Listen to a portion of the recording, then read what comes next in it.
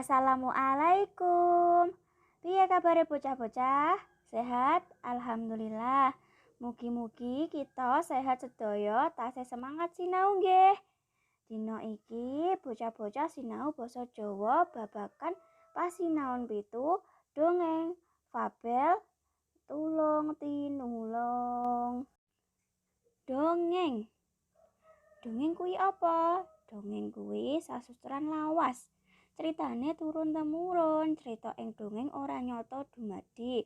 Dongeng bisa kaperang dadi papat, yaiku kaping pisan fabel, kaping pindho legenda, kaping telu mite utawi mitos, kaping papat sage utawi epos utawi wiracarita. Dongeng kuwi digunakake kanggo nanem lan didik budi pekerti. Dongeng fabel. Dongeng fabel kuwi kang isine nyeritakake kewan-kewan. Tuladhane yaiku kancil karo boyo, kebo karo kancil, semut lan dara kucing sing pinter. Nah, Bu Guru badhe nyeritakake manuk karo semut. Sawijining dina semut ora ngati-ati, semut kecemplung ana ing kolam. Manuk nulungi semut. Manuk nyucuk godhong lan ditibakake ing kolam. Semut banjur munggah ing godhong. Semut bisa selamet. Liya dina, manuk arep ditembak pemburu. Semut genti nulungi manuk. Semut nyokot sikile pemburu. Pemburu ngrasa kelaran. Tembake pemburu mleset.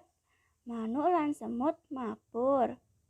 Manuk lan semut dadi kekancan raket. Manuk lan semut seneng tulung tinulung.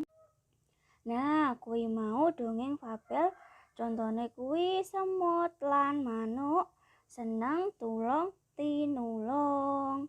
Nah, neng cerita dongeng fabel kuwi ana paragone.